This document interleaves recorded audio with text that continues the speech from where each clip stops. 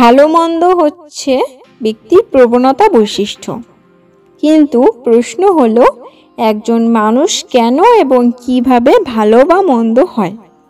একই সঙ্গে আরও গুরুত্বপূর্ণ বিষয় হলো কিভাবে একজন ভালো মানুষ হওয়া যায়। আজ পৃথিবীর সর্বত্রই শুধু মন্দ, দাঙ্গা, মারামারি, খুন ও অপরাধমূলক কর্মকাণ্ডের খবরের কমতি নেই। এর কারণ হলো মানুষ খারাপ হয়ে যাচ্ছে।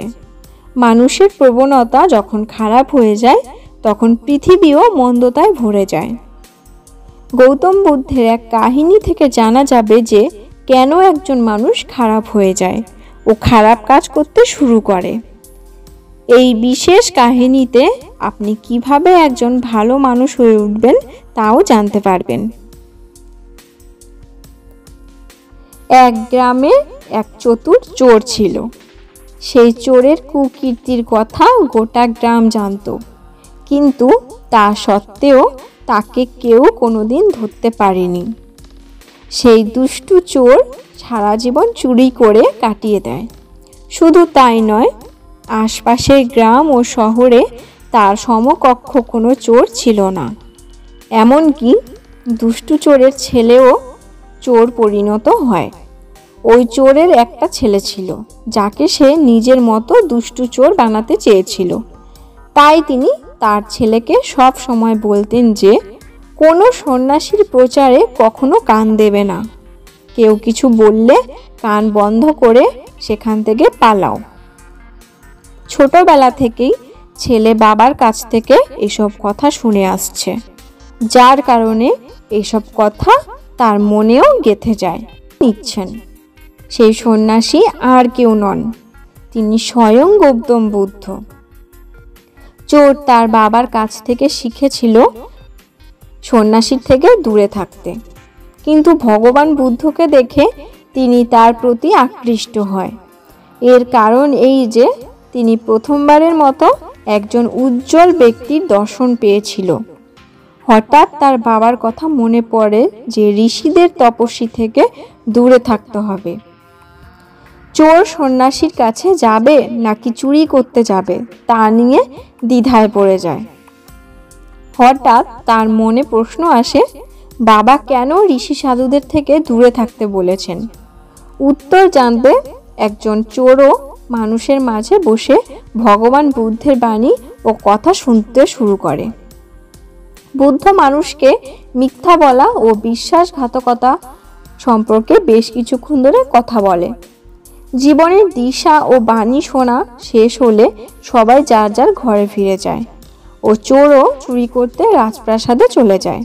কিন্তু সারাটা পথ সে ভাবতে থাকে যে সেই সন্ন্যাসীর ধর্মোপদেশে বলা কথাগুলো কেন একবারের জন্য বিবেচনা করা যায় না।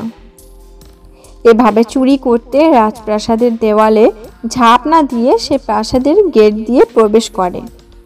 তাকে দেখে প্রাসাদের দারোয়ানরা তাকে থামিয়ে ভেতরে যাওয়ার কারণ জিজ্ঞাসা করে। চোর বলে, আমি চোর, আমি রাজপ্রাসাদে চুরি করতে যাচ্ছি। তার কথা শুনে দারোয়ানরা হাসতে থাকে ও বলে সে নিশ্চয়ই রাজপ্রাসাদের চাকর বা সেবক, তাই তাদের সঙ্গে মজা করছেন। এই ভেবে তারা তাকে প্রাসাদের ভেতরে প্রবেশ করার অনুমতি দেয়। যার লবণ খাওয়া হয়েছে তার সঙ্গে কখনো বিশ্বাসঘাতকতা করা উচিত নয়।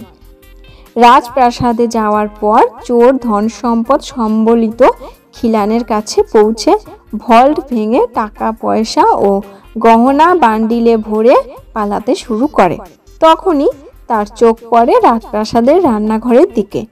রাতের কারণে রাজপ্রাসাদের সকলেই ঘুমানোর ফলে রান্নাঘরে কেউ থাকে না। এদিকে চোর ছিল খুবই ক্ষুধার্ত, তাই রান্নাঘরে গিয়ে অনেক খাবার খেয়েও নিল সে। এরপর খাওয়া দাওয়া করে সেখান থেকে সে বেরিয়ে আসলো। এই কারণেই বুদ্ধের উপদেশ শোনা দ্বিতীয় কথাটি মনে পড়ে যে যার লবণ খাওয়া হচ্ছে তার সাথে বিশ্বাসঘাতকতা করা উচিত নয়। চোর মনে মনে ভাবে যে আমি এই রাজবাড়ির নুন খেয়েছি, তাই তার টাকা চুরি করে তার সঙ্গে বিশ্বাসঘাতকতা করব বলেই চোর চুরির টাকা রান্নাঘরে রেখে যেতে শুরু করে। রাজপ্রাসাদে এক ব্যক্তি চোরকে দেখে হঠাৎ করে শোরগোল শুরু করে। পরবর্তীকালে সেই চোরকে পাকড়াও করে রাজার কাছে নিয়ে যায়। রাজা চোরকে জিজ্ঞাসা করেন, তুমি যখন চুরি করেছিলে তাহলে সেই জিনিসপত্র আবার রেখে দিলে কেন? চোর তখন সেই সন্ন্যাসীর বাণীর কথা বলেন। রাজা চোরের কথায় মুগ্ধ হয়ে যান। রাজা চোরকে বলেন, ছোটবেলা থেকে এমন শিক্ষা শুনলে কখনো চোর হতে পারতে না। এ কথা বলে রাজা তাকে শাস্তি না দিয়ে চলে গেলেন। কিন্তু রাজা তাকে একটা কথা মনে রাখতে বললেন, সঠিক সঙ্গ এবং সঠিক প্রচারের মাধ্যমেই একজন মানুষ ভালো মানুষ হয়। ছোটবেলা থেকেই ভুল সঙ্গ ও ভুল শিক্ষা পেয়ে সে খারাপ মানুষ হয়ে যায়।